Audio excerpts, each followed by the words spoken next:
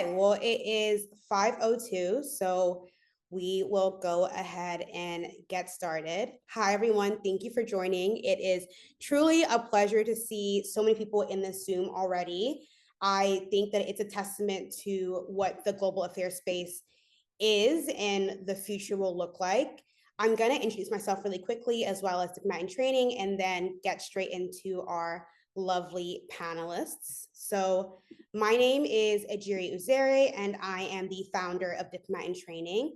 I have been working in global affairs for the last probably 9+ years, first as an intern and then as a full-time staff. I currently serve as a Fulbright scholar conducting research in Nigeria, but prior to this, I was a consultant for the US Environmental Protection Agency, as well as the US Agency for International Development. I have a professional background in health and development and human rights with a special focus on the African continent. And I started Diplomat in Training with the hopes of bridging the gap between diplomacy and youth leadership, as well as to build a community of like-minded individuals who were dedicated to moving the needle forward and doing so in a very safe space. And so this Beyond Borders Pathways into the Global Affairs, as well as the whole Beyond Borders series as a whole, is aimed to do just that through workshops, panels, whatever it may be, to find a place where we can all come together and translate ideas into tangible actions. And I have a form that I'll put at the end of this to get some information from you all about what you would like to see moving forward from Diplomat in Training and how we can best be of use to you and your career journeys. So I'll stop there and then I will introduce our amazing panelists. We have three very accomplished young ladies who are doing so much in this space already. And I'll just read their bios just so that you all know who they are, and then we'll get right into our questions. So our first panelist is Yovella. I have her bio right here, so I'm going to read it. Yovella is an economics and international development professional, passionate about advancing inclusive growth and diaspora-led solutions in Africa. She serves as a communications manager for the Sadie Collective, which is an economics nonprofit, and is also the co-founder of the Global Climate Cooperative, which is a platform connecting global human capital to accelerate a just transition in the global South. Yovella holds a master's in international development from the George Washington University, where she is focused on economic policy and private sector growth in sub-Saharan Africa. She also documents her journeys in the industry and shares relevant resources and opportunities to support early career professionals and future leaders in global affairs through her social media platforms, which you can find at Yovella Devasai. So a quick virtual round of applause for Yovella, and then go ahead and pin yourself and we will introduce Nisha. So we have Nisha next, Nisha Huss. Nisha is a young advisor working in global policy, human rights, and social impact. Over the last 5 years, she has had roles and worked on projects at a grassroots, national, and international level. At 18, Nisha was appointed as the UK government's sole youth delegate to the United Nations Commission on Population and Development, where she co-authored and delivered the UK's national statement. She also advised the Department of Foreign Affairs on sexual and reproductive health rights and contributed to the global policymaking that they do there. She served on the Department of Foreign Affairs Girls Education Council, where she led a high-level roundtable on AI in education. She also served at the Mission 44, which is Sir Lewis Hamilton's International Foundation, where she worked on intergenerational collaborations and amplifying underrepresented voices. Nisha also uses her social media platforms to empower the next generation of young female leaders, and you can find her at Nisha Huss. And then, virtual round of applause for Nisha as well. And then last but not least, we have Razia Hillary. Razia is a dedicated leader in global affairs and community engagement with a focus on diplomacy and public service. She earned her Bachelor's of Science in Political Science, International Studies, and Spanish from the Butler University. During college, she interned with the United Nations Secretariat and the Dominican Republic's permanent mission to the United Nations. She also studied abroad in Spain and participated in the Rangel Scholar Program, which is through the US Department of State. She later became the founding director of the International Partnerships Department at the Black Women in Charge Incorporated, which is a nonprofit promoting social justice. In 2023, Razia was a Fulbright grant recipient to Peru, where she taught English at a university as well as volunteered with a nonprofit supporting literacy among Afro-Peruvian youths. Most recently, she represented the United States as a youth ambassador at Expo 2025 in Osaka, Japan. Razia is a published researcher in political science pedagogy and is now working at the City of Texas City's Community Development Department focused on neighborhood revitalization and equitable development. So those are our three amazing panelists. I am going to have them pin themselves, and then we will get started on our, oh, maybe we can't pin all three together. So we'll just leave it like this. Okay, so we'll get started on our questions. We got submitted a bunch of questions from you all, and I picked out the most common ones that were sent, and then we'll have our live Q&A after the fact where you guys can unmute yourselves and ask questions. So our very first question for the panel is, each of you have taken very different paths into global affairs, yet your goals feel very connected. Can you take us back to the very beginning? What was your entry point into global affairs, and where does your professional journey start? We'll start with you, Bella. Hi, everyone. Good morning, afternoon, evening, wherever everybody is located. I'm currently in the East Coast of the US, so good morning, everybody. It's a pleasure to be here. Thank you so much for having me, Ajiri.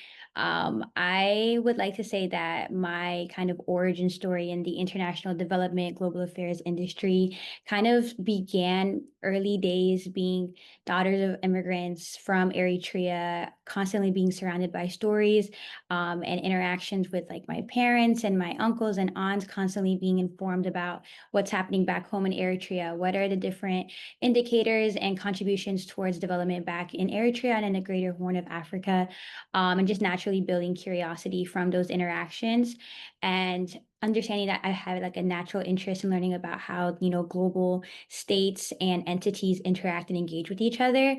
I wasn't really familiar with how to turn that into a career yet until I would say about junior year of high school, where I was taking my first economics class.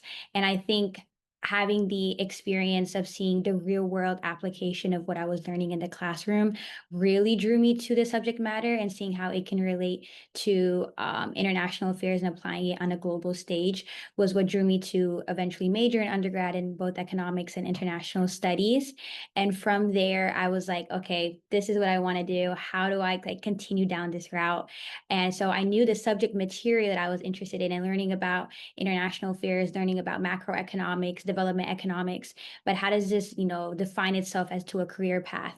And I would have to attribute a close mentor that I'm still in touch with today, that was a professor of mine at the time, who was a former ambassador for the US to multiple countries throughout the continent of Africa, who exposed me to the foreign affairs route, working as a foreign service officer, the different roles within the US Department of State, and getting familiarized with these different roles that do exist. You don't have to, at the time, I thought I had to be pre-law to work in international law, that was the only route I was familiar with, to have that international element in my career. So I was pre-law for a year, fun fact. But once becoming more familiar with that, I learned more about different master's programs that allowed me to provide that intersection of development and economics.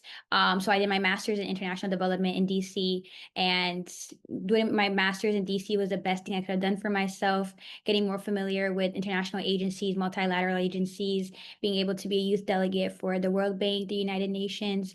I gained all these different experiences over time that just further formalized and defined for myself, like, yes, this is the industry I want to work in.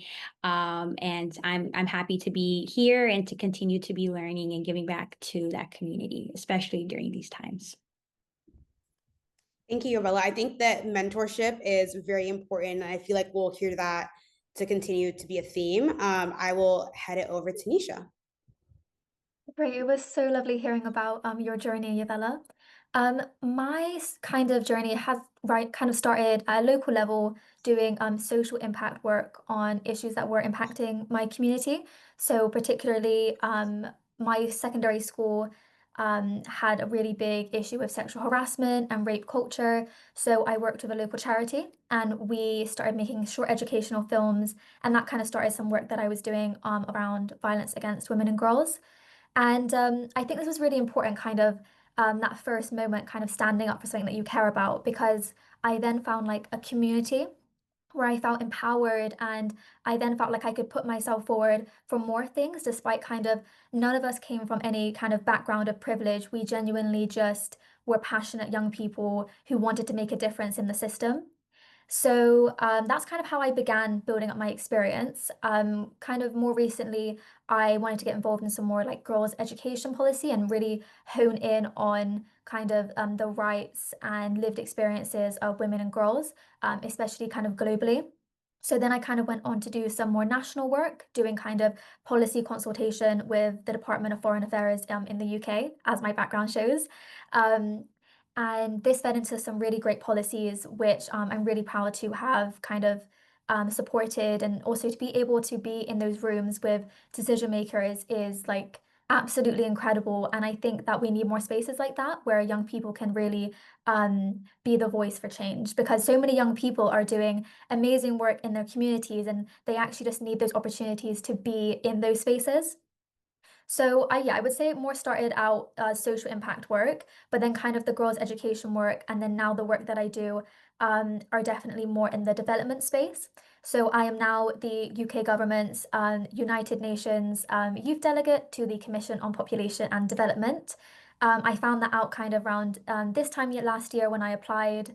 And that was an absolutely incredible experience where I learned so much about like foreign policy, global affairs, but specifically women's health and rights, and how we kind of navigate those complex global affairs systems in order to try and create an impact and try and create a better world. There's a lot of critique about the UN at the moment, and I can definitely see that. I just think that we still need those spaces, and in whatever way we can feed into them is really important. So I'm still very committed to social impact work because I also work at the Foundation Mission 44. But I've also, linking back to the UN work, I have recently received some incredible news that I will be reprising my role as the UN Youth Delegate next year, as well as bringing on another UK Youth Delegate, which is really exciting because if you're not familiar, the UK doesn't have a kind of official UN Youth Delegate program. So kind of pushing for more in that is really, really exciting. And yeah, and I'm also currently pursuing my bachelor's degree at the same time. So definitely juggling a lot of things, but I'm really looking forward to this session to kind of talk to you guys about this. So yeah. Congratulations. I see everyone saying congratulations, Nisha. That's amazing. One thing that you kind of mentioned was the local start. And I feel like that's something I heard as well, like starting in your community and then scaling from there. So it's really nice to know that people also have that same experience. Razia, over to you. Hello, everyone. Good morning. Thank you so much, Ajiri, for having me.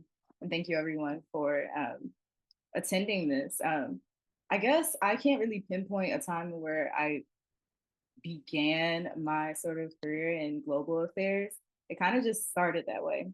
I was always interested in social studies, other countries, maps, geography, and things of that nature. And so just knowing that from being a young girl, like it just pushed me into all these different experiences. But what kind of started it for me, I would say, would be just like sitting in those classrooms, asking those questions, reading up on current events. I am always interested in like what's going on in the world or what's happening and how it's impacting us here. And so that kind of led me to numerous different paths. Kind of started out in the space of social justice on like a local level, kind of like what Nisha had said, but it kind of led me to want to do things in a different capacity.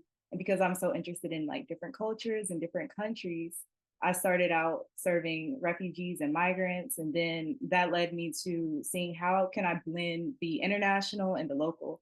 And so there's always a saying that I go with whatever I do is kind of like think global but act local. And so that's kind of led me to all these different sort of positions. And then so I was thinking about how is it that I can be in a space to where people can make those decisions that impact so many lives. That's what led me to serving in the United Nations and trying to get that experience in different perspectives.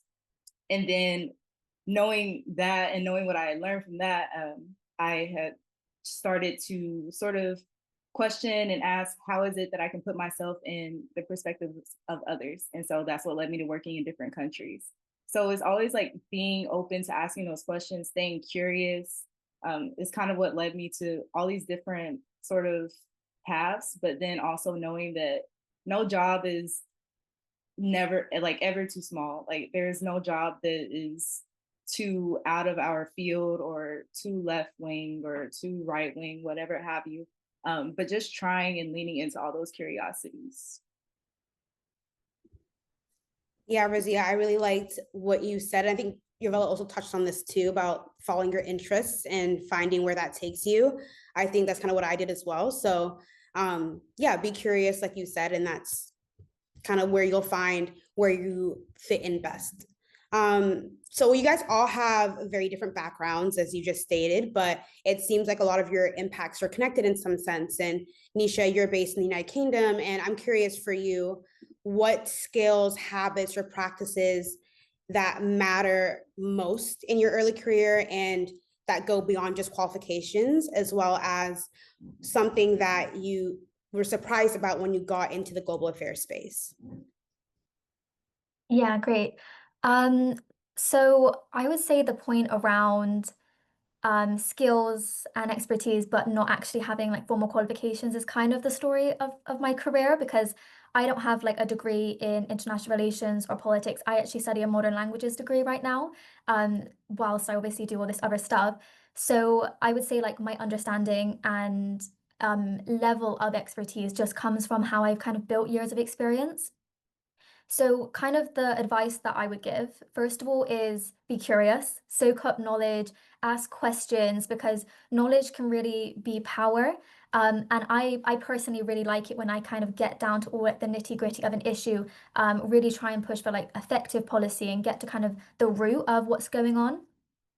So that's kind of like personality wise, try and be curious, try and also think outside of the box. Something that I've really been trying to embody at the moment is being ready for your moment.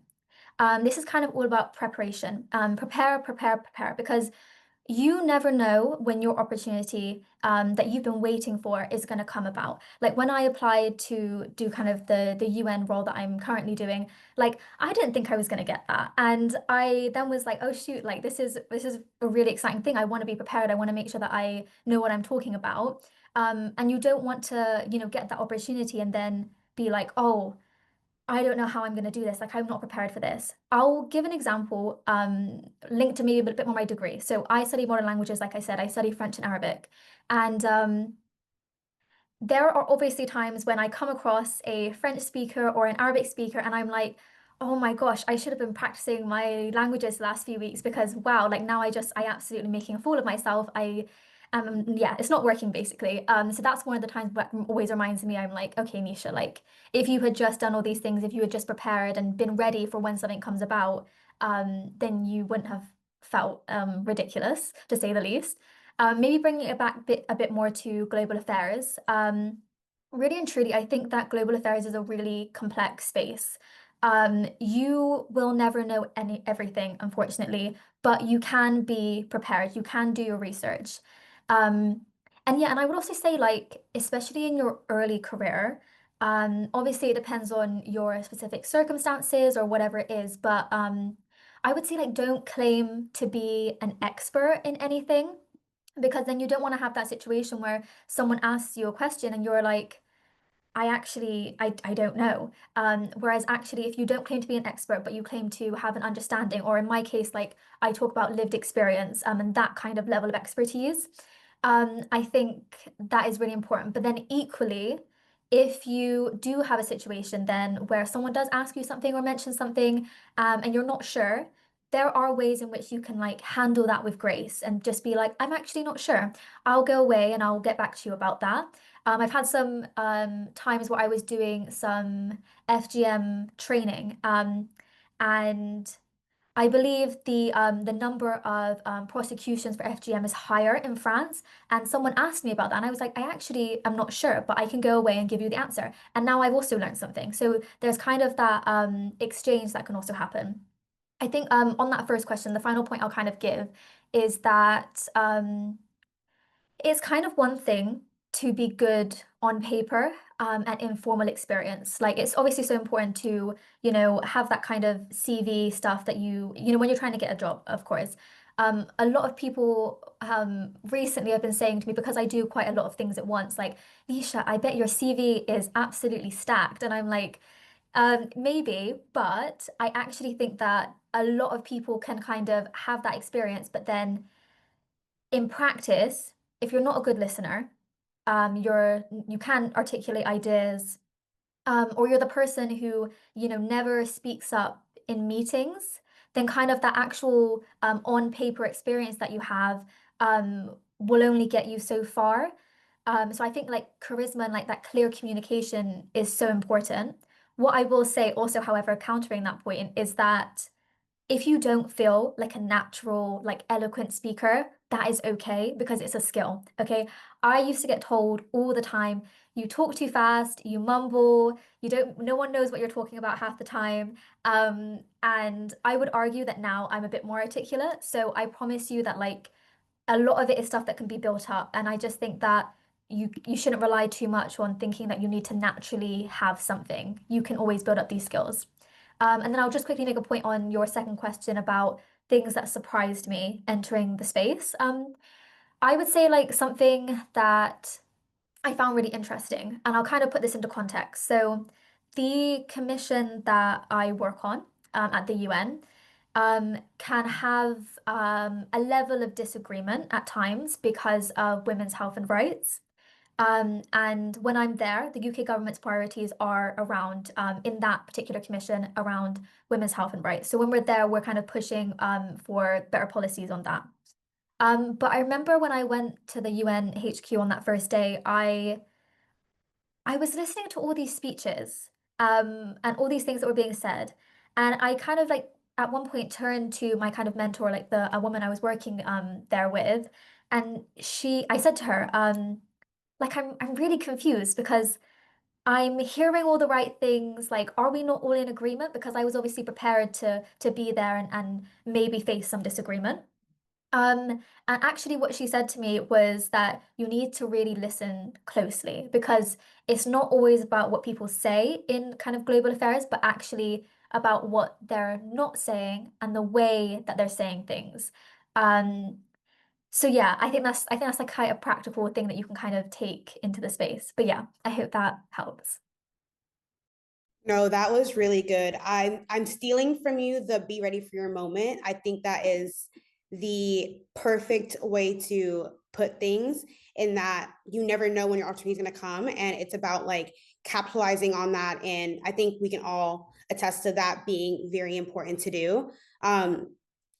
You also touched on something about different interests, and I think Yovella, this is a question for you. You are a very multifaceted individual who is Eritrean American, very proud to be, and your work exemplifies that very well. But you also are interested in public-private partnerships as well as economics. So I'm curious how you were able to refine your personal mission and how that influenced the kind of roles that you took on throughout your career thus far. Yeah, no, thank you for that question. I think this not only applies to those of us in the global affairs space, international affairs space that have like a dead set goal, or if they're still figuring it out. I think regardless, the most important thing is to have that North Star goal. What is like your end goal, desired impact that you aspire to achieve? And remain open-minded in how you go about achieving that long-term goal. So for myself, kind of like what you mentioned, I'm very prideful and take a lot of heart in my identity and being Eritrean, coming from being daughters of immigrants, of, my parents who sacrificed everything to, achieve and go after educational opportunities in the US. The pride in being Eritrean, I think, was very instilled in us throughout our upbringing and learning about like the historical legacy of how Eritrea came to be, and my desire to ultimately give back and contribute towards economic development back home in Eritrea has always been my long-term goal. But, you know, giving and being a bit humble and showing humility and knowing that I'm early career. I don't know all. I'm not a playmaker yet. I'm still a student of the game. I need to remain open-minded in how I can go about achieving this long-term goal while remaining like centering impact in this process. So for me, I can say my professional involvements in the international affairs space really started once I got to DC for my master's back in 2022. And my biggest thing was, okay, I'm getting my master's. I'm receiving the academic training. I need to do what I can to gain as much professional experiences as quick as possible, as densely as possible, because I'm coming from Tampa, Florida. I have this economics and international studies degree, but that's about all I've got. So I came in applying to like hundreds of different internship opportunities as I was preparing to start to prepare for grad school. And so I was starting off with an internship at the Economic Development Administration Bureau of the US Department of Commerce. So my first professional experience in DC was working for the federal government of the US. Not at all what I thought my career was going to look like at that point, but it was all about remaining open-minded. And till this day, like that experience is still applicable and helpful to different rooms that I take part in. And it was only because I was open-minded to the opportunity that presented itself, and I was prepared when the opportunity came, as kind of like what Nisha mentioned, remain prepared so that you're ready when your moment comes. And I was able to gain skill sets and experiences from this internship that if we're being, really frank, I was not super excited about at first because I want immediately that international experience. But it was because of that internship that I then received my next internship, which was working in the private sector. I was working for a contracting consulting firm for USAID, DFC, the main international development agencies for the US, with our main clients. So I was now working in the private sector, which is like, once again, not what I thought I was going to be doing. But I think it's this constant denominator of remaining open-minded to experiences and having the humility to acknowledge that you don't know all the opportunities, you don't know all the different departments and agencies that are out there. Remain open-minded and how you can provide impact in multiple ways. I always tell people throughout my time in DC, every day, my first 2 years, it felt like every day while I was there, I was learning about a different agency. I was learning about a different department, a different job, a different role. And it's remaining open-minded throughout all of this, remaining curious, remaining ready, and being hungry is what allowed me to get attracted to opportunities and different avenues of providing impact that I simply did not know about prior to. If I wasn't open to this private sector internship experience, I wouldn't have gotten the full-time offer I received upon graduation. Everything was domino effect because I remained open-minded. I remained curious. And throughout this time during grad school, whenever there were relevant internship opportunities or fellowship opportunities, I I gave it my 110% because, as Nisha mentioned, I think it's so important, and is remain prepared so that when your opportunity comes, you're ready. I just want to double down on that because you have to have a level of humility being early career in this industry because it's so robust, because it's so complex. You're not going to know every single avenue of applying yourself in the industry and providing the impact that you aspire for early on. So you have to have that level of humility and remain open-minded, because then when those opportunities do present yourself, like, and you're open-minded to it, you are going to be able to gain so much more from that experience that A, you probably didn't even know about in the first place, and B, that will make you that much more equipped with the skill sets, both hard skills and soft skills, that will prepare you for that next level of your industry to reach this ultimate dream goal that you have. So to wrap it up to my two main points, then one is having that North Star. What is your ultimate why? What is your end desired impact that you hope to achieve when people speak on your legacy one day? And two is, as you navigate that, remaining open-minded and remaining curious as to how you will achieve that long-term goal. Yeah, Yovella, honestly, I couldn't agree more. If you had told me that I would be in Nigeria today on a Fulbright, I would literally have been like, doing research specifically. I'd be like, no way, because 2 years ago, 3 years ago, I would have said I hated doing research. So being open-minded, but also having that North Star goal is so important. And I'm really glad that you touched on that. Razia, my next question is for you. You are someone who has done a multitude of different things. You were just in Japan doing work, which is really insane, but you were also in Peru doing the Fulbright, and you were in DC doing some work there. Can you talk to me about how you found opportunities? I know that one question we kept receiving was like, how do you find things, right? So talk to me about how you found opportunities, and then also talk to me about where you think the right line is to start inventing new things versus trying to keep on with what you're finding yourself. Yes, completely. I guess to really just succinctly answer that first part of the question, I feel like I don't want to say don't go after things, but go after things. The reason why I found my very first internship, it was with Catholic Charities, Refugee and Immigration Services, and that's kind of what started my sort of professional career. But the reason and the way that I found them was that I looked at my interests. I was my freshman in college, and I was looking at everything that I was researching and the things that were kind of pulling me in. And I said, how can I like maximize this sort of interest that I have? And I started reaching out to different companies, different organizations in Indianapolis, my hometown. And I asked them, I am looking for an internship. Where can I send my resume? And I did that a few times, accepted the rejection, accepted submitting this into empty email boxes, but it worked for one. And then that kind of started my journey and then propelled me to different journeys. So go after it. If there is something that you're interested in that remotely you don't know if it may be for you, like this is the perfect time to do that, to try different things. And just to ask, like, where is it that I can submit my resume? I have this interest, I have this drive, because on the other end, now that I'm like kind of receiving those sort of opportunities, being on the other end with Black women in charge, it shows that that person has drive, that they have motivation, and that they take initiative.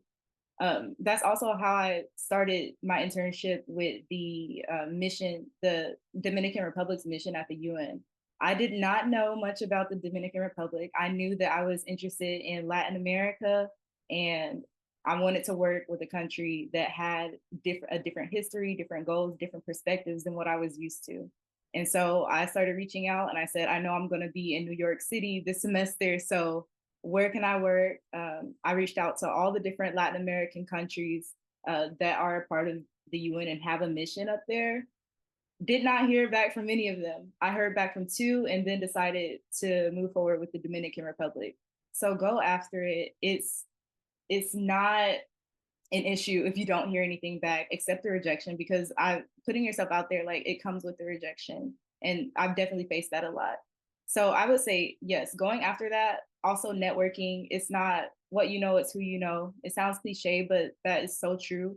The reason why I got connected to the opportunity in Japan was because of someone that I met in Wrangell, and just staying connected with them, and then hearing about their opportunities that they had at the last World Expo when it was in Dubai. And then she encouraged me to apply, and here I was in Japan. So staying connected, but also noticing that with every internship, every fellowship, every opportunity, like, it is, you can meet someone. You're not just there for the experience or for the skill set.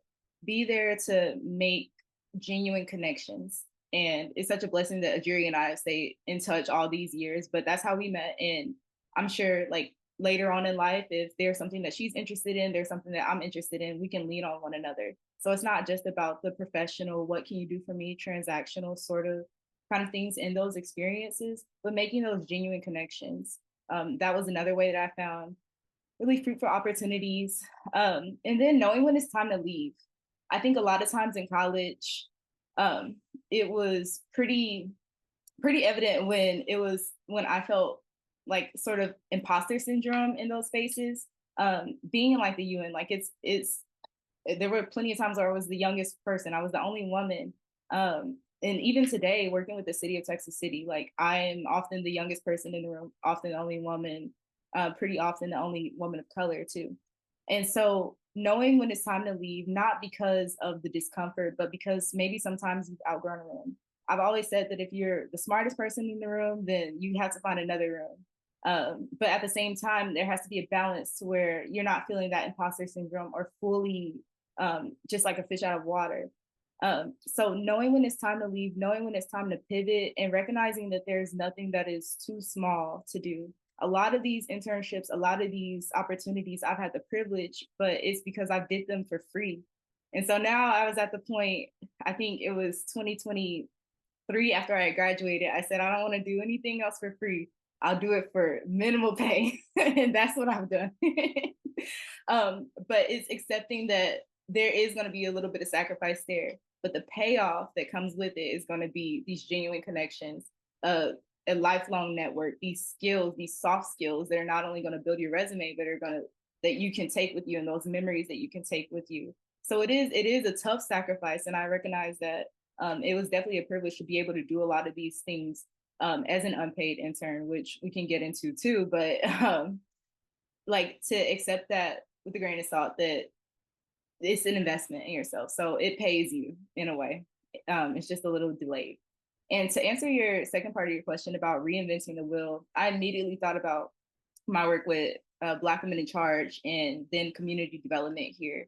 But with Black Women in Charge, that is a social justice nonprofit that was started in 2020 amid all of the protesting and all of the movements that were going on around there. But I started as the department head for community engagement because I was based in Indianapolis at the time where it's headquartered. And a lot of those issues that we had ran into were trying to reinvent the wheel. We did not start with doing things that were already done.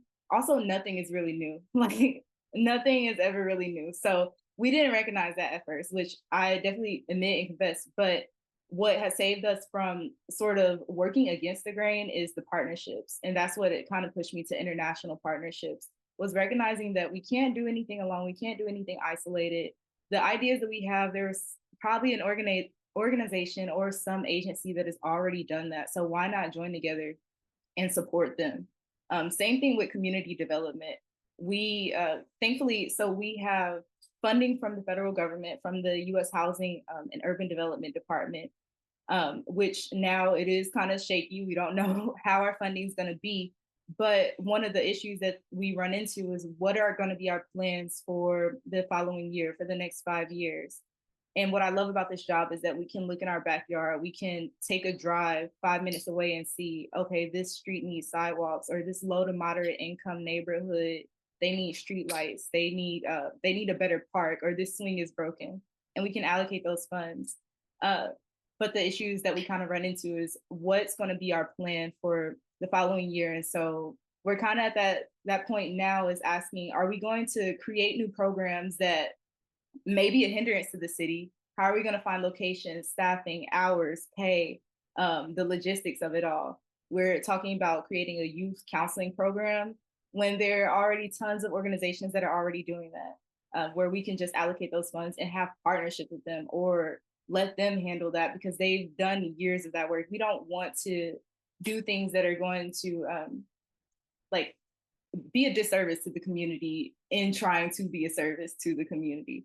So why not just work with the established folks, the established organizations that are already doing the work, that know all the intricacies and that can execute, and they can let us know. So I think that answered it, but basically networking, going after it, knowing when it's time to leave, and partnerships to avoid reinventing the wheel, and building, and while still building something new. You can still get together and say what worked well, what didn't work, as you increase those partnerships and collaborations.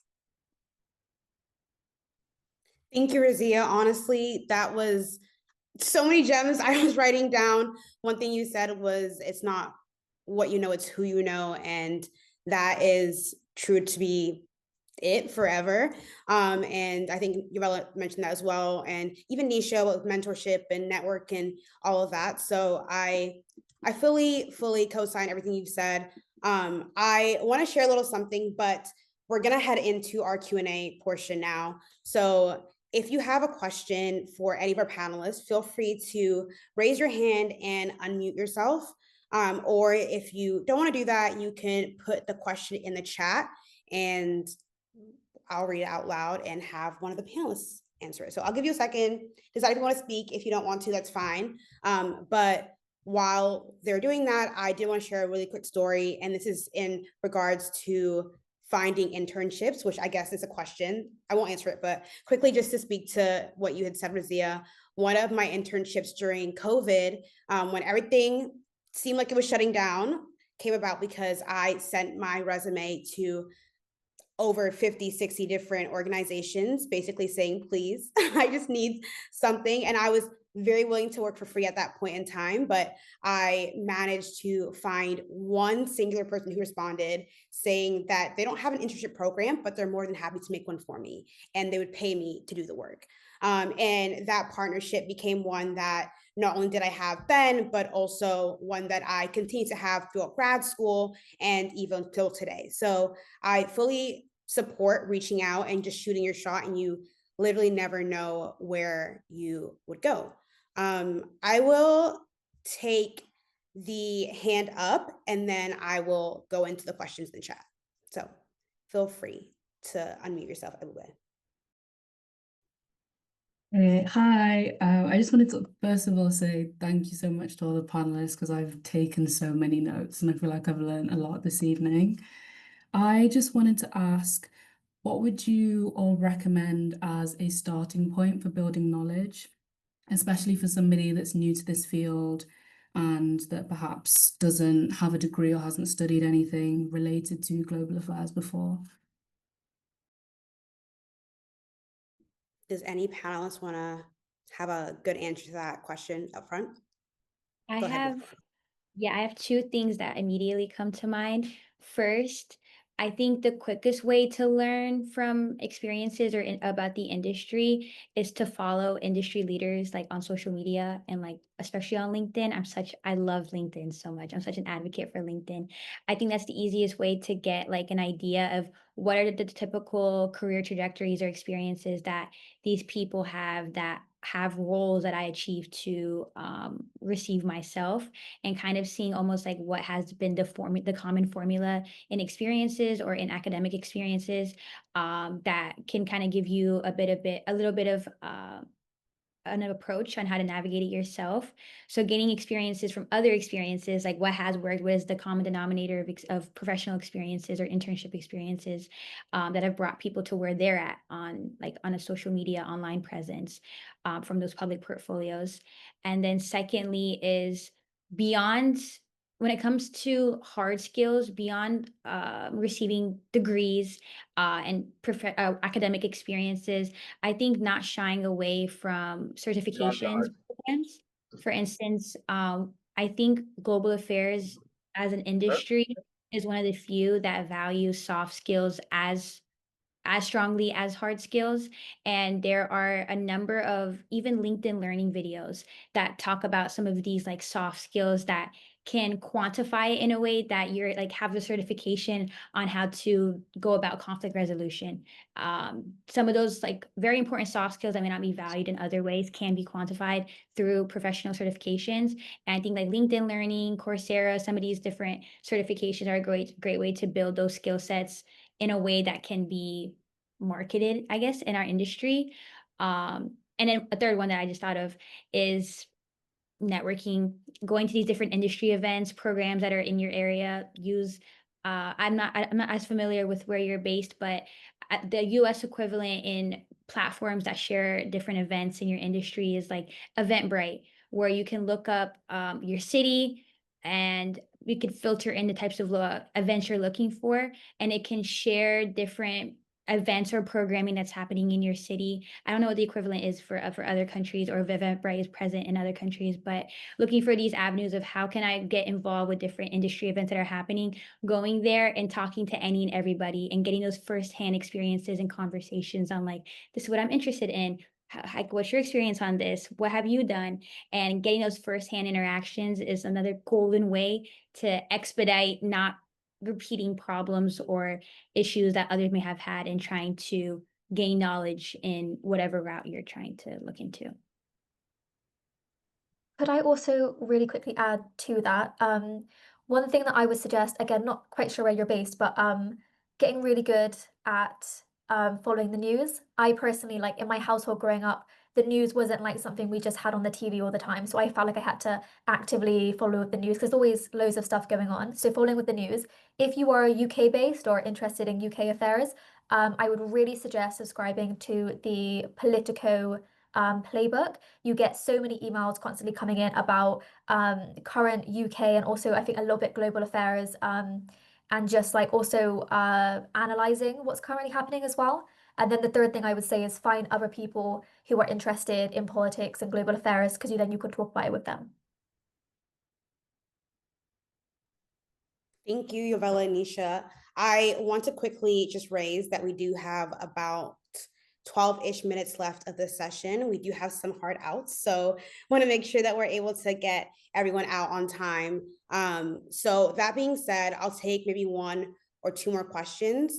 I'll take one more question, and then I will collect the questions that are in the chat, and we will use the Diplomat in Training Instagram to answer those questions via story. So if you're not following Diplomat in Training, make sure you follow to get some of the questions answered. And but let's take one more. I will take a chat question this time. There is a chat question for you, Nisha, that says, how important is it for your 12? Ooh, how important is it for your 12 work experience to be based in international affairs? Basically, that's the question there. If you can quickly answer that, and we can get to one more question. Yeah, so I think that's a really difficult question because of the fact that, yeah, there isn't a lot of like work experience that is based in international affairs.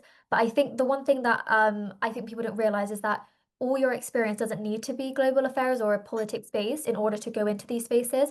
There are so many applicable skills. Like I said, I started doing just like general, well, not general, but like social impact work, and those gave me the skills to do what I'm doing now.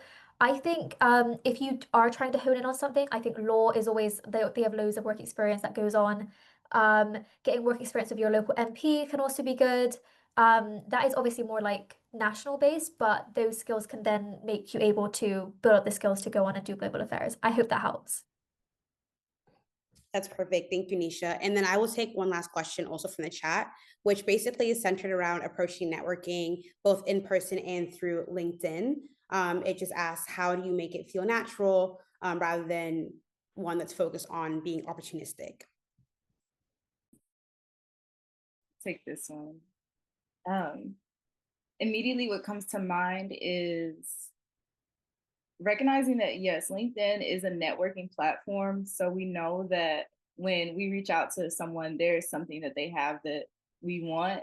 But at the same time, recognizing that we're all human, we all want to feel appreciated and valued at the end of the day. So maybe not leading with what it is that you would want in trying to network with others, but more so reaching out for that person to do like an informational interview or something to gauge what it is that drives them, what it is that led them to their path, like so that they can tell you more about their journey. And then looking at that and seeing, okay, well, is this something that I'm leaning toward? Would I like to learn more about this person? Is it something that that interests me? If that's still the way, you can let them know more about yourself. So make it like, that's my approach to making it feel natural, is through setting up like 15-minute phone calls through LinkedIn or Zoom chats, but in a way to where I want to learn more about this person and maybe this person wants to learn more about me, not immediately like, what can you do for me? I'm trying to get this internship. I'm trying to get this job. I see that you're the hiring manager. Like, how can we connect? And I think that helps a lot. It feels more natural. It doesn't feel like the pressure is there to try to get something out immediately after that phone call. Because oftentimes it in my experience, it does not work that way. It's more so those genuine connections that build up over time. It's like, oh, from our conversation 2 months ago, from us staying in touch periodically throughout the year, I know that this is something that would be interesting to you, and I can vouch for you now because I have more knowledge about your character and your interests. Thank you, Razia. Does Nisha or Yovella have anything to add to that?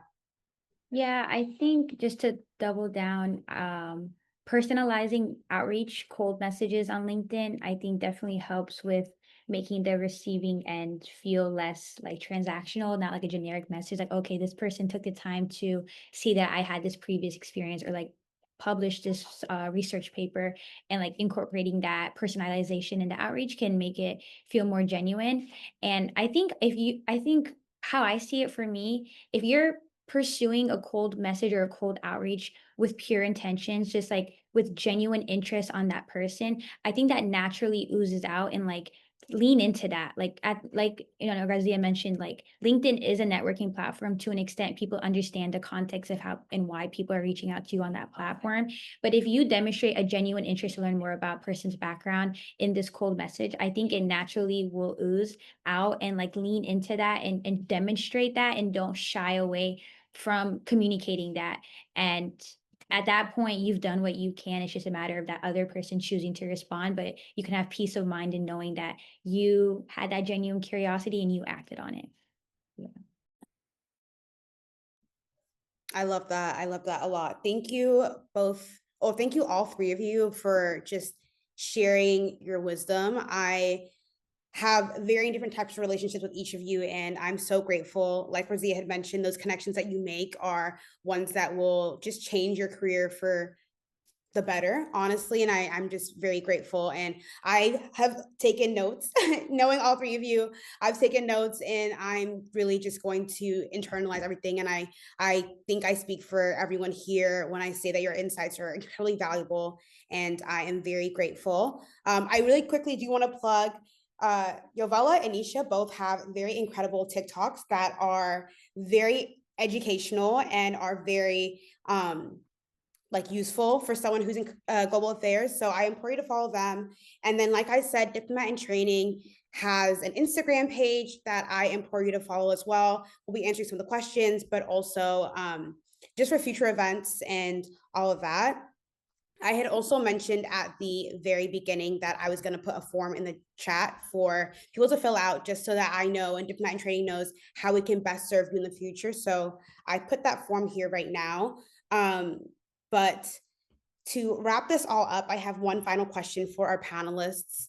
And that is, you guys are also accomplished, but you're still very early in careers. So I'm curious to know what you envision for yourselves 20 years from now, what you hope your career to say. And then what's one piece of advice you're following right now that you can give to our audience who have very similar visions as you. We'll start with Yovella, because she has a, sorry, Yovella, go ahead. Yeah, I think I very frequently remind myself I'm still early career. The world is not ending. We still have the rest of our lives to figure things out.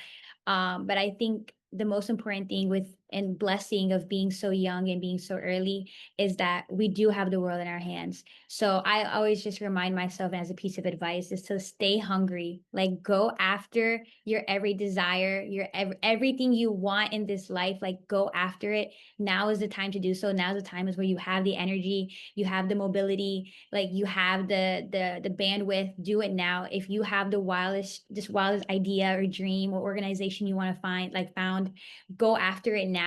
And it's in that trial and error, in the pursuit of those goals, where you become the greatest version of yourself that you were destined to be. So stay hungry, go after everything that your heart desires, and what is for you will never pass you.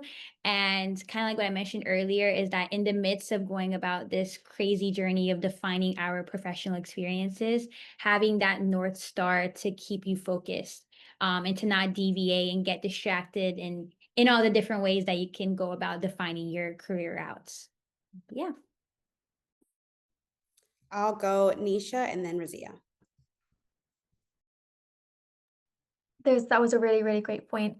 I think my advice would be so my advice, but also kind of what I would like to kind of lead as well, is don't be afraid to shake things up a little bit. I think global affairs, politics, the whole lot tends to be a really rigid space where everyone feels like they need to have a clear journey, you know, degree, master's, loads of internships, and then you get the role, or they have to act a certain way, you know, black suits, going by the book, all of that. But I actually think like there's so much power in bringing new ideas. I think that especially when you are kind of once you are in this space and you have that kind of privilege to kind of challenge norms and systems, what we can see is that we still live in a very challenging world. And I think that we can take that as a sign that actually, as the next generation, we should be trying to shift things a little bit.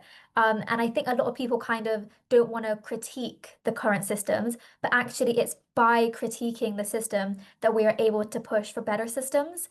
And I think that we can always be doing things in more creative, more innovative ways. I think especially one of my mentors said this to me about like panels. Like, why are panels always people are just sat there and you everyone's just kind of doing it in this really rigid formal structure. Like, how can we shift things up? And I think that is really powerful. Thank you, Nisha. Razia, close us out. I guess this was one of my favorite questions that I saw on the document. But basically, what I wish that I liked that someone had told me, and the best piece of advice that I could give is do not compare your path to others, because my path was very, very, I guess, crooked and not straight into diplomacy. And there's so many different ways that I've entered into that way.